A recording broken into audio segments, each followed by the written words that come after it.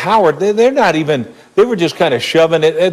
It goes on. Right. But there were no punches thrown. But clearly at the end with Devontae Parker and all that was it. Now, right here, we don't need to see that kind of hit either. Right. That could have knocked this dude out, for the game and weeks. Who knows? But that's and is it a mistake? It almost looked blatant.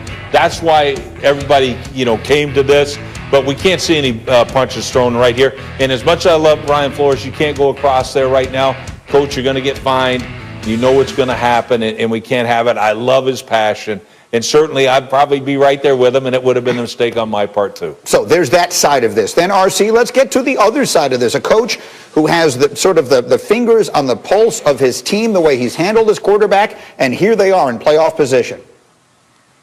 Yeah, Brian Flores is a guy that has to be up for Coach of the Year. When you look at the way the Miami Dolphins finished last year, after we all thought they'd be tanking for the quarterback that they eventually drafted at number 5, and also the fact that they're in the fight in the playoff hunt, also for the AFC East right now, and he has Tua Tagovailoa actually playing extremely well. It seems like a guy who understood the personality of his quarterback, understood the personality of his locker room, and they seem to be following him at every lead. Here's what I will say about what Brian Flores did at the end of the game. I don't think Brian Flores was going over to fight. I don't think he was going over to throw punches, because people who really want to fight and throw punches, fight and throw punches. But what I do think he was doing was walking over so his team could see that he was with him, so his team could see that he had their backs. And he seemed to be that coach since arriving in Miami, and we see it on the play with the play of his players. And again, the finger on the pulse, Dan, the way he benched Tua and then yesterday stayed with him, I thought that was extremely well handled. Yeah, I thought yesterday was the most important moment in Tua's brief and young career in the NFL. You mentioned a couple weeks ago he struggles, they bench him. He struggled a little bit in the first half yesterday as well, but the difference is they stuck with Tua. And then in the second half, he was outstanding in the second half. I think it was like 14 to 20, 185 yards, and his touchdown, he played in ton of rhythm. They used tempo. It was a great sign for his maturity and growth as a quarterback. So the Dolphins get the win, and they're very much in the playoff picture coming from that AFC East. Quick break. We have much more to do. Speaking line from the office, but it's funny regardless of whether it was original or not. And look, there has been a lot of criticism of Baker Mayfield on this show. I take back none of it. It has been, I think, legitimate at the time. But it's only fair. Give him credit where it's due. Dan, that was the best game we've ever seen him play in the NFL. Give us a closer look. Yeah, you see the impact of Kevin Stefanski. That's the big deal. I was with Sean McVay, and I remember him talking about offensive football, and he said, good offensive football, nothing happens by accident. It's always we have a vision, and then we understand that the defense is going to view our vision, and we show them something and take advantage of it. What they did in their 13 personnel package, come on, touchscreen. They did in their 13 personnel package and their play action shot to Donovan Peoples-Jones was they got into first down, right? They're number 1 first down run team in the NFL. They put 3 tight ends on the field.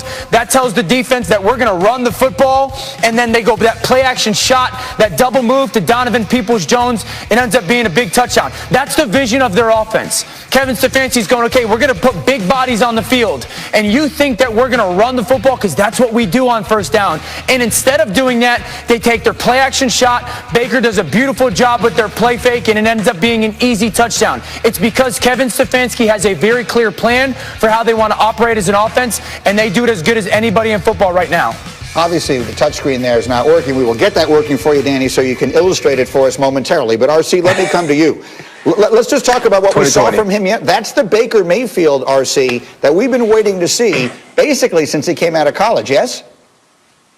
No, absolutely. Listen, this is the Baker Mayfield that believes in himself, a Baker Mayfield that understands that when he gets hot, he's one of the more accurate quarterbacks in the NFL. And we saw this very early in this game. Comes out with the pass to Jarvis Landry in the first play of the game, picks up first down, pushes the ball downfield to Rashard Higgins, and actually has a touchdown pass dropped by Donovan Peoples-Jones early on in the game. And from then, it was on. And it was like a snowball effect. Everything he threw was on point. Every ball he threw, guys got deeper. It got more accurate. There was more velocity on it. And Baker Mayfield started to feel himself a little bit. And I don't say that in a negative way. It's when Baker Mayfield gets in his mind that it's his day. When Baker Mayfield gets in his mind that the rim is big, he's difficult to stop. And when you have Nick Chubb running the football the way he did, setting a physical precedence, and then allowing Baker Mayfield to play off of that, this team won't lose offensively. And we saw how great they could be yesterday against the Tennessee Titans. They're 9-3 football team, Rex, and this all of a sudden is a team I think a lot of people are not going to be interested in playing in the playoffs. Yeah, you're exactly right, Greeny. And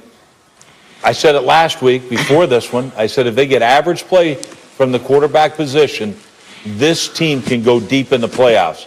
If they get play like this from Baker Mayfield, they may very well be in the Super Bowl. So to me, Baker Mayfield, I thought it was an unbelievable game. In the play, unfortunately, we never got to it with Dan. Yeah. The separation, it was almost 10-yard separation. And to your point, it looked like Baker Mayfield playing in Oklahoma. I'm told we do have that working. Dan, let's do it quickly. Let's show everybody what you wanted to show them, because I think it's a really good look at why it's working so well for Cleveland right now. All right, so I mentioned 13 personnel. What is that? That's one back, and then that's 3 tight ends on the field. I mentioned it's first down, right? This is the team that runs the ball on first down more than anything. So tendency, first down run, and then I show you first down personnel groupings. Now, what does that do to a defense? They're not stupid, so they go 1, 2, 3, 4, 5, 6, 7, 8, 9, 10. You only play with 11, folks.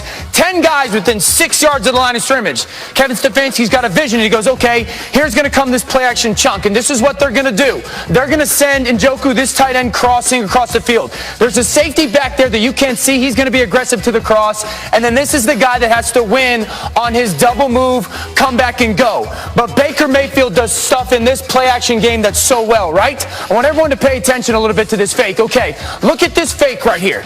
Now imagine yourself at a casino, the blackjack dealer right there, right? This is how he deals out the cards, everybody. The defense, when they have vision right now, they have no idea where the football is because of that play fake, because of the sell. Baker Mayfield still has vision down to Kareem Hunt right there. The defense has no idea where the football is right now. That's called selling it. I want everyone to remember that moment, because you're going to get that play action shot. Donovan Peoples-Jones is going to be wide open, and everyone's going to go like, wait, how does that happen in the NFL? How can a guy get that wide open? I talked about the first down, 13 personnel and all those bodies near the line of scrimmage, but watch this defensive back, because I told you to pay attention to when Baker Mayfield was in that play fake. He's got vision. You got vision back in the backfield. You don't know where the football is, because I'm like a dealer at the casino. I get bad vision. Receiver, you have to win on your route. Me as a coach, I've done everything. I've gotten us into the personnel grouping. I've taken advantage of that first down play action shot. I got the defensive back with bad eyes in my play fake. Win on your route. That's vision as a coach. Kevin Stefanski's impact on that offense and Baker Mayfield. Really well done, and definitely worth coming back to again. The Browns all of a sudden 9-3, and Stefanski in the conversation for the coach of the year. Next game,